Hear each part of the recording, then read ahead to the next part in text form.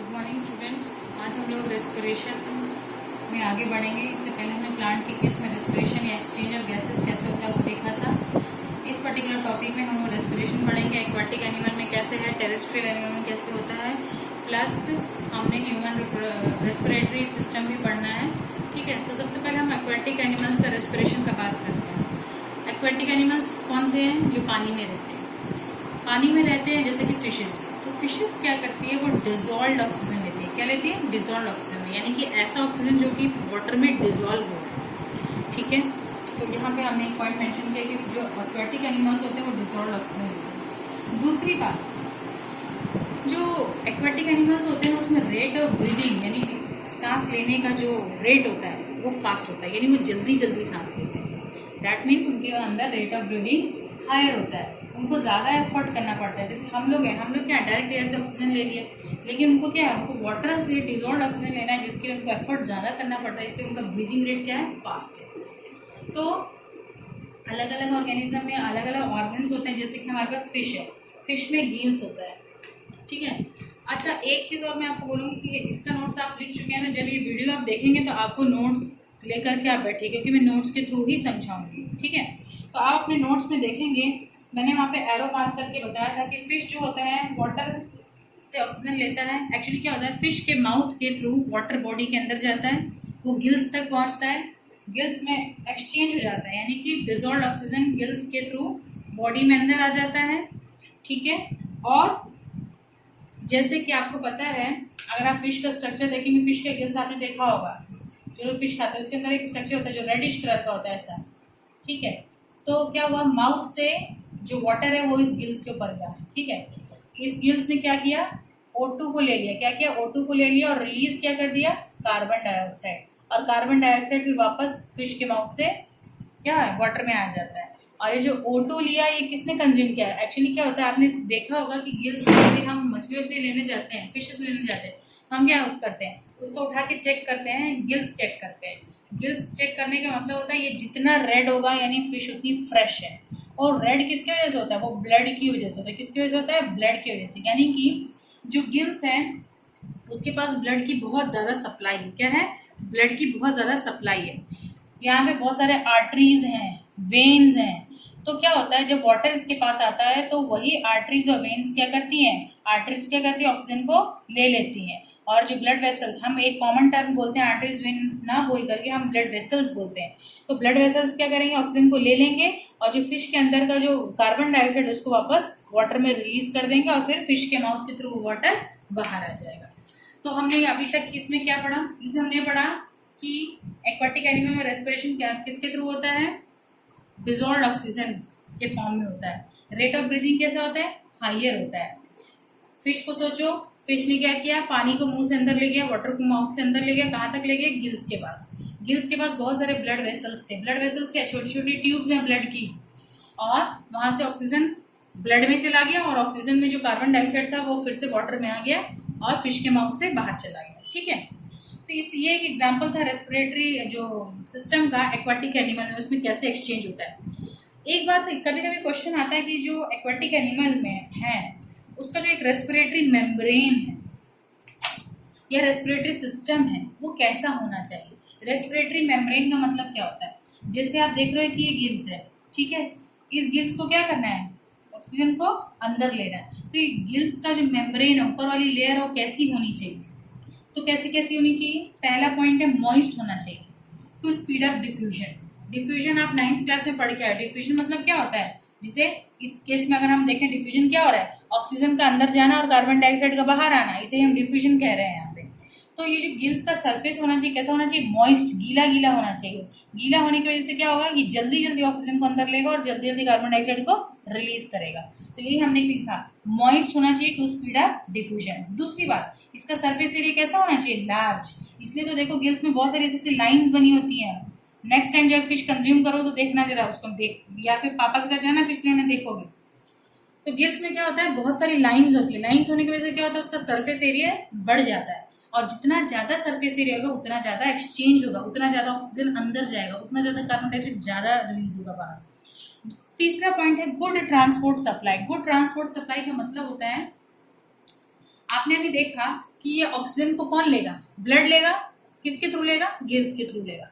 यानी कि गिल्स के पास बहुत सारे ब्लड वेसल्स होने चाहिए। वहां पे ब्लड वेसल्स होने की वजह से क्या होगा कि ऑक्सीजन ब्लड के अंदर जाएगा, ऑक्सीजन क्या होगा, ब्लड के अंदर जाएगा। इसलिए हमने क्या लिखा, गुड ट्रांसपोर्ट सप्लाई। ट्रांसपोर्ट यहाँ पे कौन करेगा, ब्लड करेगा। देखो क्या होता है कि जो ब्लड होता है वो ऑक्सीजन यहाँ से ले लेता है, और ब्लड आपको पता है कि पूरी बॉडी में हर जगह फ्लो करता है, यहाँ से ऑक्सीजन लेके पूरी फिश की बॉडी में हर जगह डिस्ट्रीब्यूट कर देता है। तो उसके लिए क्या जरूरी है, उसके लिए जरूरी है कि यहाँ पे ब्लड वेसल्स बहुत सारे होने चाहिए। जितने ज्यादा ब्लड वेसल्स होंगे उतना ज्यादा ऑक्सीजन लेंगे। इसलिए मैंने क्या कहा, good transport supply. Transport word किसके लिए यूज हुआ है, ब्लड के लिए यूज हुआ है, क्योंकि आपको पता है कि ब्लड हमारी बॉडी में क्या करता है, हर सेल को, हर टिश्यू को, हर ऑर्गन को क्या करता है, ट्रांसपोर्ट करता है। तो 3 बातें होनी चाहिए। पहला इंपॉर्टेंट है, इसको मार्क कर लीजिएगा, मॉइस्ट होना चाहिए गिल्स। देखो मछली पानी में रहती है, उसका गिल्स हमेशा गीला गीला रहता है। सूखा सूखा होगा तो कभी भी फिश जो है ना वो ब्रीद नहीं कर पाएगा, ठीक है, उसके अंदर एक्सचेंज ऑफ गैसेस नहीं हो पाएगा। सो पहला क्या है, मॉइस्ट होना चाहिए। दूसरा सरफेस एरिया ज्यादा होना चाहिए, इसलिए इसका जो सरफेस और गिल्स होता है ना उसमें बहुत सारा ऊपर नीचे उबड़ खाबड़ होता है उसका सरफेस।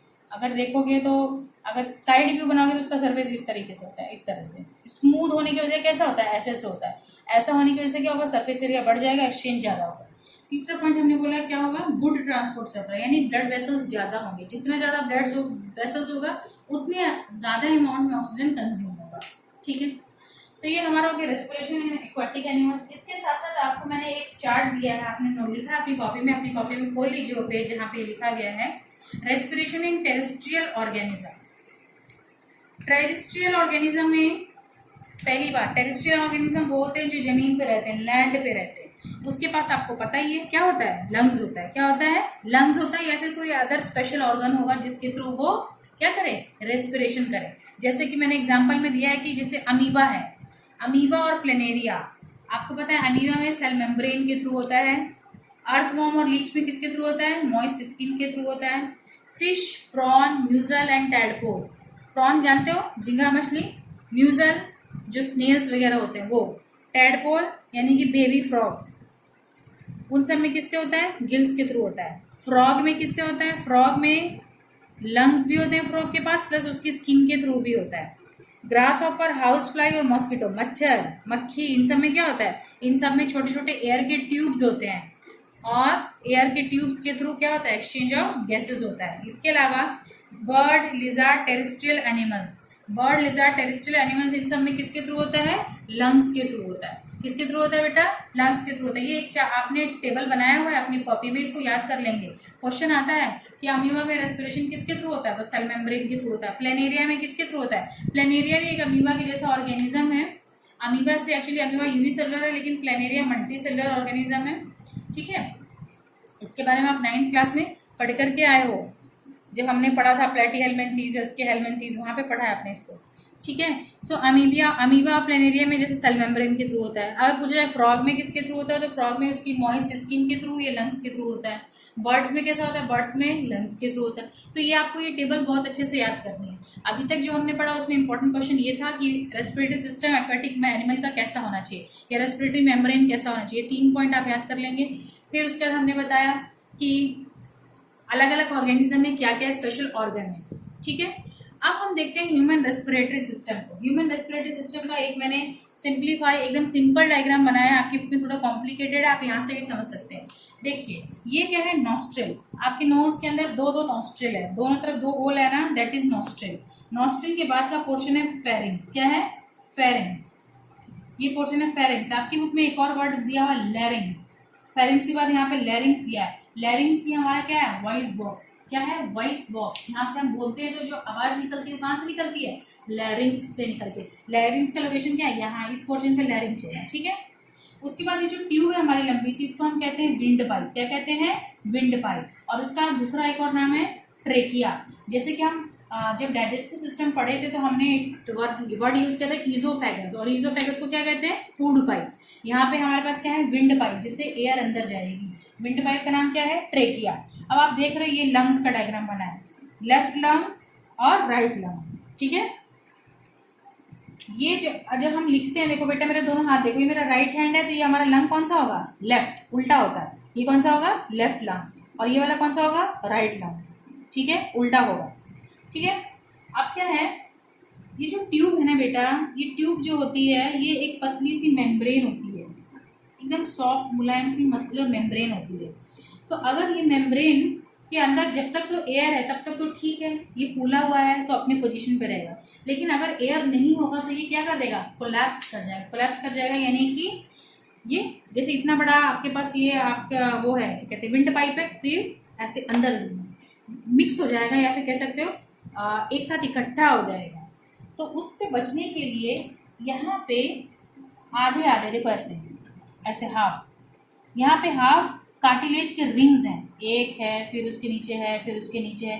ये सब क्या करते हैं, और इसके अंदर एक ट्यूब है विंड पाइप की, ये सब क्या करते हैं, इस ट्यूब को सपोर्ट करते हैं ताकि ये क्या करे, कोलैप्स ना हो। कोलैप्स होने का मतलब सब जगह एकदम मुड़ करके इकट्ठा हो जाना। ठीक है, तो क्वेश्चन एक आधा इंपॉर्टेंट क्वेश्चन है कि what is the role of cartilaginous ring. So cartilaginous ring prevents the collapsing of trachea. ये ट्रेकिया को कोलैप्स होने से बचाते हैं, उसको सपोर्ट देते हैं। क्या करते हैं? सपोर्ट देते हैं। ये किसके बने हैं? कार्टिलेज के बने हैं। कार्टिलेज कहाँ पे है? तुम्हारा कान छू के देखो, सब लोग अपना कान छू देखो, कितना सॉफ्ट है ना। ये कान जो है ना हमारा, इसके अंदर जो कार्टिलेज है, बोन नहीं है। ठीक है, इसी तरीके का कार्टिलेज हमारे विंड पाइप पे होता है, जो कि इसको क्या करेगा? सपोर्ट करेगा। क्यों सपोर्ट की जरूरत है? अगर सपोर्ट नहीं होगा ना तो ये मुरझा जाएगा, क्या होगा? गिर जाएगा, ये मिल जाएगा, इकट्ठा हो जाएगा। अब इन सारे जो हिंदी में जितने मैंने वर्ड्स बोले, इन सबके लिए कॉमन वर्ड है इंग्लिश में, कोलैप्स। क्या है? कोलैप्स। जैसे आप देखो, बलून के अंदर जब तक हवा रहती है तब तक उसका एक शेप रहता है, लेकिन जैसे ही हवा निकलती है तो बलून क्या होता है? छोटा सा हो जाता है, इकट्ठा हो जाता है। वही बात यहाँ पे कि जब तक एयर तब तक तो ठीक है, लेकिन जब एयर नहीं है तब ये कोलैप्स होने का चांस है। सो कार्टिलेजिनस रिंग इसको प्रोटेक्ट करता है कोलैप्स ना होने से। ठीक है, ट्रेकिया के आगे यहाँ पे है bronchi. Bronchi, left bronchi, right bronchi, और ब्रोंकाई के बाद है ब्रोंकियोल्स। अंदर की तरफ लंग्स में आ जाओ, ये देख रहे हो ब्रोंकियोल्स, ट्यूब। और ब्रोंकियोल्स के बाद है यहाँ पे छोटे छोटे बैलून के जैसे स्ट्रक्चर। क्या है? बैलून के स्ट्रक्चर, जिसे क्या कहते हैं? एल्वियोलाई। क्या कहते हैं बेटा? एल्वियोलाई। क्या कहेंगे? एल्वियोलाई। और हमारे लंग्स में बहुत सारे छोटे छोटे बलून्स होते हैं, मिलियंस ऑफ बलून्स होते हैं।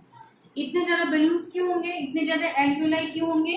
क्योंकि जितने ज्यादा एल्वियोलाई होंगे उतना ज्यादा एक्सचेंज होगा। जितने ज्यादा एल्वियोलाई होंगे उतना ज्यादा एक्सचेंज होगा। ठीक है, ये समझ में आया? Larger the number of alveoli, larger will be the surface area for exchange of gases. एक क्वेश्चन सौम्यदीप्ति ने पूछा था कि एल्वियोलाई का शायद क्वेश्चन ये था कि सरफेस एरिया ज्यादा होता है, क्या उसका फंक्शन, इस तरह से कुछ क्वेश्चन था। सो क्वेश्चन का आंसर ये है कि इतने ज्यादा एल्वियोलाई होने का मतलब खूब सारे बैलून्स, जितना ज्यादा होगा उतना ज्यादा सरफेस एरिया होगा और उतना ज्यादा एक्सचेंज होगा। ठीक है, उसके बाद आप नीचे की तरफ एक अपने लंग्स, सीधे बैठ जाओ, जैसे ही बैठो उसमें सीधे बैठो और अपने लंग्स, अपने जो अपर बॉडी पार्ट है उसको टच करके देखो, तुम्हें साइड में छोटी छोटी रिब्स दिखेंगी, छोटी छोटी बोन्स दिखेंगे। ठीक है, ये देखो इस वाले लंग्स में मैंने बनाया है, इसको देख रहे हो? इस तरह से हमारे अंदर रिब्स होती है, इसको क्या कहते हैं? रिब्स। क्या कहते हैं? रिब्स। ये क्या करती है? इसी रिब्स का एक केज होता है, यहाँ पे भी इस तरह से बहुत सारा रिब्स लगा रहता है और उसी के अंदर हमारा लंग्स रहता है। ये रिब्स क्या करता है? हमारे लंग्स को प्रोटेक्ट करता है। क्या करता है? प्रोटेक्ट करता है। क्या करता है? प्रोटेक्ट करता है। तो जब आप सीधे बैठे हैं, आपने अपना अपर बॉडी पोर्शन चेस्ट के पास से टच करना है। आप जब टच करोगे तो आपको बहुत सारा रिब्स दिखेगा, जिसको हम हिंदी में कहते हैं पसलियां। ठीक है, और ये एक पर्टिकुलर पोर्शन के बाद जाके ये रिब्स खत्म हो जाएगा और नीचे की तरफ आप देखोगे, यहाँ पे आपको एक स्ट्रक्चर महसूस होगा जिसे हम कहते हैं डायाफ्राम। क्या कहते हैं? डायाफ्राम। इसका भी बहुत मेजर रोल होता है रेस्पिरेशन यानी ब्रीदिंग प्रोसेस में, बहुत मेजर रोल होता है। ठीक है, ये समझ में आया? क्या क्या है? नॉस्ट्रिल है, ठीक है, विंड पाइप, उससे पहले फेरिंग्स है, फेरिंग्स के बाद यहाँ पे लैरिंग्स, इसको चाहे तो आप लिख सकते हो, हालांकि उसका रेस्पिरेटरी सिस्टम में कोई रोल नहीं, इसलिए मैंने इसको नहीं लिखा है। लैरिंग्स, उसके बाद विंड पाइप जिसको ट्रेकिया कहते हैं, ट्रेकिया के बाद हाफ कार्टिलेजिनस रिंग है जो कि इसको सपोर्ट करेगा, फिर ब्रोंकाई है, फिर ब्रोंक्यूल्स है, फिर एल्वियोलाई है। एल्वियोलाई और उसके नीचे की तरफ हम देख रहे हैं एक मेम्ब्रेन है, एक फ्लोर है, बहुत मोटी सी मेम्ब्रेन जिसे हम कहते हैं डायाफ्राम। क्या कहते हैं? डायाफ्राम। और यहाँ साइड में आप लोग अपने आप को टच करके देखो, आपको बहुत सारी पतली पतली बोन्स दिखाई देंगे, इसको हम कहते हैं रिब्स। क्या होता है? रिब्स। दोनों तरफ रिब्स होता है और रिब्स का एक केज बन जाता है, इसको हम कहते हैं रिब केज। और उसी रिब केज के अंदर क्या होता है? हमारा स्टमक। अब आपने क्या करना है, आप जरा सीधे बैठ जाइए और एक बार गहरी सांस लीजिए, और गहरी सांस लेने के बाद आप मुझे बताइए कि आपने कैसा महसूस किया, आपका चेस्ट का पोजीशन क्या हुआ। तो अगर आप देखेंगे तो आपको महसूस होगा, सब लोग आराम से बैठ जाओ और गहरी सांस लो। देखो मैं तुम्हारे सामने नहीं हूँ इसलिए बता नहीं सकती, क्लास में जब मिलूंगी तो इसका एक्सपेरिमेंट तुमको सामने दिखा दूंगी, लेकिन अभी तुम खुद भी कर सकते हो। क्या हमने गहरी सांस लेना, गहरी सांस लेते ही हमें महसूस होगा कि जो हमारा चेस्ट है वो ऊपर की तरफ और बाहर की तरफ दोनों तरफ मूव कर रहा है। ऐसे सांस लो तो आपका चेस्ट ऊपर की तरफ आ रहा है और बाहर की तरफ भी आ रहा है, यानी कि ये बड़ा हो रहा है। बड़ा क्यों हो रहा है, जितना बड़ा होगा उसका वॉल्यूम उतना इंक्रीज करेगा, ठीक है, उतना वॉल्यूम इंक्रीज करेगा, और उतना जितना वॉल्यूम इंक्रीज करेगा उतना ज़्यादा हम ऑक्सीजन अपने लंग्स में भर सकते हैं। ठीक है, समझ गए, सब लोग करके देखिए। सांस लीजिए, देखिए आपका चेस्ट है ऊपर की तरफ खींच रहा है और बाहर की तरफ आ रहा है, that means upward and outward. Why this movement is upward and outward, it is because to increase the volume of the lungs. जितना ज्यादा वॉल्यूम होगा, जो चीज जितनी बड़ी होती है उसमें उतना ज्यादा सामान आता है ना, उस तरीके से लंग्स ने भी सोचा कि चलो एक काम करते हैं, अपना वॉल्यूम बढ़ा लेते हैं। जितना वॉल्यूम बढ़ाएंगे उतना ज्यादा इसके अंदर क्या होगा, ऑक्सीजन आएगा। ठीक है, अब अपने आप को क्या करना है, जैसे आपने सांस लिया ऊपर होल्ड कीजिए, आप सांस छोड़िए। अब सांस छोड़िए तो आप ब्रीद आउट करिए। ब्रीद आउट करने पे देखिए क्या महसूस होता है। ब्रीद आउट करने में महसूस होता है कि हमारा चेस्ट जो होता है वो इनवर्ड और डाउनवर्ड मूव कर रहा है। एक बार फिर से करो, सांस लो, सांस छोड़ो, तो आपको महसूस होगा कि आपका जो चेस्ट है वो इनवर्ड अंदर की तरफ और नीचे की तरफ हो रहा है। क्यों ऐसा हो रहा है, क्योंकि भाई अब क्या करना है, जब हम सांस छोड़ते हैं तो हमें कार्बन डाइऑक्साइड को बाहर रिलीज करना है। कार्बन डाइऑक्साइड बाहर कैसे जाएगा, जब ये चीज दबेगी तो ऑटोमेटिक कार्बन डाइऑक्साइड बाहर चला जाएगा। यानी जब हम सांस लेते हैं तो हमारा लंग्स अपना वॉल्यूम को बढ़ाता है, और जब हम सांस छोड़ते हैं तो अपना हमारा लंग्स अपने वॉल्यूम को क्या करता है, कम करता है। और उसी कम करने के लिए जब हम सांस छोड़ते हैं तो हमारा जो चेस्ट है वो अंदर की तरफ मूव करता है और डाउनवर्ड मूव करता है। ठीक है, ये तो हमारे लंग्स की बात हो गई, लेकिन ये हमारा डायफ्राम क्या करता है बेटा। डायफ्राम क्या करता है, जब हम सांस लेते हैं तो डायफ्राम नीचे की तरफ आता है। क्यों नीचे की तरफ आएगा भाई, ये एक बात बताइए, जब इसमें हवा भरेगी ये बड़ा होगा, ये बड़ा होगा तो इसको जगह भी तो चाहिए फैलने के लिए। तो नीचे क्या है, डायफ्राम है, तो ये क्या करता है, नीचे की तरफ मूव करेगा ताकि इसको स्पेस मिले, प्रॉपर ये अच्छे से फूले, अच्छे से इसके अंदर एयर जाए। तो डायफ्राम कहाँ मूव करेगा, डाउनवर्ड मूव करेगा। कब, जब हम ब्रीद इन करते हैं। लेकिन जब हम ब्रीद आउट करें, हमें सांस छोड़ना है, तो सांस छोड़ना, लंग्स बोलते हैं भाई डायफ्राम को, भाई मुझे अपना कार्बन डाइऑक्साइड बाहर निकालना है, तुम मेरी मदद करो। डायफ्राम बोलता है ठीक है, तुम ऊपर से निकालो, मैं नीचे से पुश करता हूँ। तो डायफ्राम, जब हम ब्रीद आउट करते हैं तो जो डायफ्राम होता है ना वो ऊपर की तरफ जाता है। यानी कि जब हमने सांस लेना है, इसको इमेजिन करो, अपने आप आएगा। जब हमें सांस लेना है तो हमें पूरा लंग्स को बढ़ा करना है, बड़ा करना है, उसको वॉल्यूम बढ़ाना है। उसके लिए अगर हमें वॉल्यूम बढ़ाना हो तो डायफ्राम कहाँ मूव करेगा, नीचे की तरफ। लेकिन जब हम सांस छोड़ेंगे तो हमें क्या करना है, इस लंग्स को वॉल्यूम कम करना है। तो कम करने के लिए डायफ्राम कहाँ मूव करेगा, ऊपर की तरफ, नीचे से धक्का लगाएगा ताकि जो कार्बन डाइऑक्साइड है ये बाहर चला जाए। ठीक है, मुझे लगता है कि आपको समझ में आ गया। इसमें बहुत सारा नॉलेज ऐसा है जो आपके लेवल पे नहीं है, लेकिन फिर भी मैंने इतनी चीज़ें आपको इसलिए बताई ताकि आपको इसमें इंटरेस्ट आए। और आप ये जो मैंने बोला कि करके देखो, प्लीज़ डू इट, आपको बहुत मजा आएगा ये करने में। उसके बाद हमने देखा है कि मैकेनिज्म, आपको कॉपी में आपने लिखा है कि हमारा ब्रीद इन और ब्रीद आउट का मैकेनिज्म क्या है। तो उसमें क्या क्या प्रोसेस या रेस्पिरेशन का मैकेनिज्म क्या है, उसमें 3 प्रोसेस आपने हेडिंग में लिखा है। पहला है इनहेलेशन। इनहेलेशन मतलब सांस लेना, यानी ब्रीद इन। इनहेलेशन मतलब क्या होगा, ब्रीद इन। ठीक है, एक्सचेंज होगा। फिर दूसरा होगा एक्सहेलेशन। एक्सहेलेशन मतलब ब्रीद आउट, ब्रीद आउट। ठीक है, इसको पढ़ने के लिए आपने अपनी कॉपी में चार्ट लिखा हुआ है, जो मैंने आपको नोट्स भेजे उसमें चार्ट है। उस चार्ट को आप लेकर के बैठ जाइए, उसको हम वैसे ही समझाएंगे। इनहेलेशन एक्सहेलेशन समझा दूंगी, लेकिन एक्सचेंज ऑफ गैसेस को देखो, ये एक इंपॉर्टेंट चीज है, समझना बहुत जरूरी है। देखिए, आपने पढ़ा था कि एल्वियोलाई, ये लंग्स में छोटे छोटे बलून लाइक स्ट्रक्चर। देखो, एक बलून को बनाती हूँ मैं, एक बड़ा सा बलून है, ये क्या है, एल्वियोलाई। क्या है ये, एल्वियोलाई।